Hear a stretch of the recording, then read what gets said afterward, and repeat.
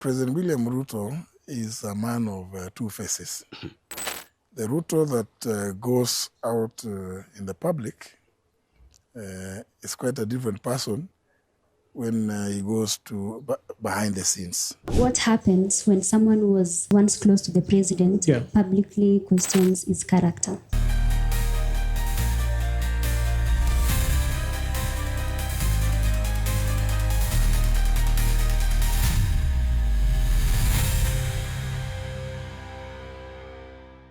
Hello, my name is Pendo Setim, and this is the Political Oracle, a segment of the Talkchat podcast. And as usual, I'm joined by Dr. Michael Ndonye. Stay tuned. Habari ya leo daktari? Poa. Uko aje? Niko poa, labda wewe? Niko poa pia. Yes. Yeah, so today we want to talk about the revelations by former allies, starting with former Deputy President Rigathi Gachagua, and the most recent being the former Attorney General, Justin Muturi, where they were revealing some secrets about President Ruto and some of the things that he was doing when they were still with him in government.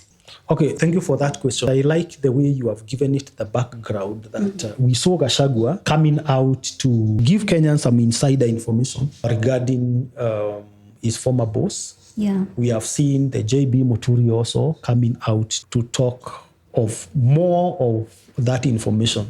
We don't know how many people are going to come out and tell us the insider secrets of the government, and especially some personal conversations that they had with the president. There is an African saying that says that when an alligator comes from the river and says crocodile is sick, crocodile must be sick. Because he was in the river. Yes. I'm not saying maybe that is the truth. But I also have to flip it before we discuss. Okay. That there is a very big problem when you are entrusted by information by your boss, and later, when you are not with them, you start revealing what you said. Let me put this in terms of relationship. There is a big problem when you have a boyfriend or a girlfriend, and when you are not in good terms, they start revealing some bedroom secrets and the things that you are not supposed to say. What it means is there's any leader who will come out to tell the nation the inner secrets of the government, especially those which they did not say when they were in good terms with them. They are not good leaders. So let me begin with that. Let me now turn to your question. How is this going to affect President Ruto now politically? Yeah, as a leader. He has been dealing with people who are not trusted, and it is going to have a big impact on his leadership. And that is why I started by giving this proverb. In fact, what they are doing is just to give us the insider information that we only have been guessing about. But now they are confirming to us that really this is truth. There are two things. They are going to reveal all the secrets and the weaknesses of the president. And at the end of it, is it going to give them political mileage? In my opinion, those things do not work.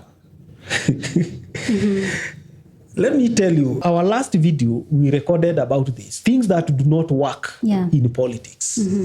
Revealing the fact that the president is truly corrupt. And I know JB Muturi, whom we come from the same district, when he came out of government, when he was CS for public service, he said Ruto is Irredeemably corrupt. Irredeemably corrupt. And that was confirmed by Ruto's deputy. When he said that, of course, he was out of government. In his recent interview, he actually has given a very good account of how the president beseeched him to take up the position of the Attorney General. And Muturi says that it took time for him to agree to take up that position. And before he took up the position, he told President Ruto on the face that if I have to be your Attorney General, you have to let me do my work. Yeah. He was suspicious that the president, having worked with him, would never give them liberty to execute their duties and his duty as Attorney General. And I remember one time I started questioning, is it that the president does not have an advisor? And J.B. Muturi confirmed to us later that the president was not listening to him. And I believed him totally, 100%. Like the 2024 finance bill was a total failure. And I remember doing a column that time and saying, the 2024 finance bill is going the way of the BBI. And it came to pass. So I think now that J.B. Muturi is in the opposition conclave, together with Gachagua, Kalonzo Musyoka, now they have brought, of course, Fred Matiang'i. They are bringing other leaders, Martha Karua. I want to tell them this without any sense of contradiction. They can reveal as much as possible about the weaknesses of President Ruto, but that will not help them be seen as an alternative government. Let them know that. It is good to reveal what is happening. I wish that was coming from maybe an investigative journalist. I wish they involve media in their exposés. They should do that through another institution. Another channel. And concentrate on telling Kenyans why are they a better government? What better solutions will they offer to Kenyans if they form government? Because an opposition is supposed to be an alternative government. And they can only do so if they have more of the promises than more of the criticism. They are likely to find themselves building William Ruto more. Because if William Ruto is bigger in their mouth than their agenda, then come 2027, William Ruto will still follow them. And they will not do anything about it. So it's a good information. And thank you, J.B. Muturi, for that information. Now you are confirming our fears. You are trying to tell us what we have been thinking about. So you tell Kenyans what they already know. Thank you, Gachagua, for that. We know it's a good information. But beyond this, please, your days are numbered. We are headed to 2027. Please sit down and come up with better and strategic ways of removing William Ruto from State House. If you don't have that strategy, you will lose in 2027 and your vote will be stolen. Okay. Yeah. Now, and if these allegations are true, how are they going to hurt the president? You see, our president is very clever. One, remember, it takes time to respond. And if the president doesn't respond, it means they will have failed in their narrative. Okay. So the allegations could be true. And actually, they resonate with the feelings of many Kenyans. Actually, we already know that President Ruto rarely listens. Because if you have engaged people who are supposed to be smarter than you, and you are smarter than them, either by design or by assumption, that is what works. Okay. Yeah. And also, Justin Muturi, when he was in the interview, he talked about how before becoming president, President Ruto earned the sympathy of Kenyans. And now that he has disappointed them in so many ways, how can he change maybe the messaging of his next campaign so that he can win the Kenyans back? President Ruto will have an advantage of incumbency. Let me tell you, President Ruto had an advantage of being deputy president in 2022.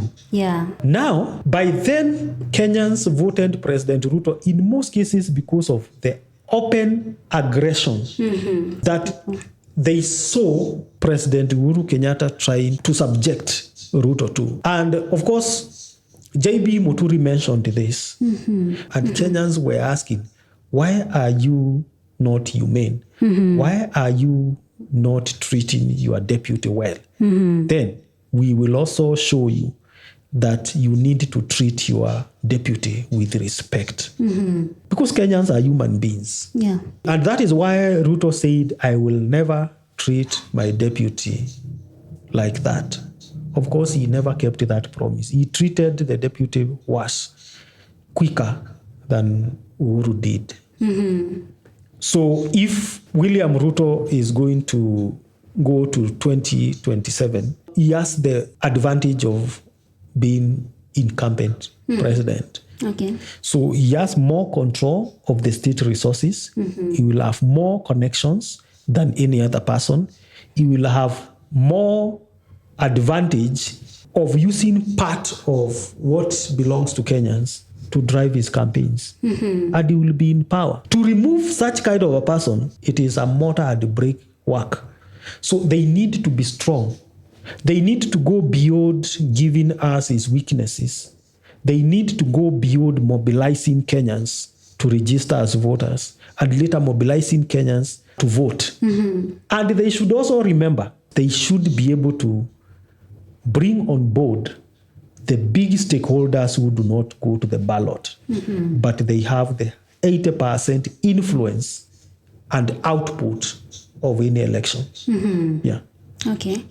So it means he also needs to fix his image as president at the moment. I don't think Kenyans will be remembering about his image come 2027.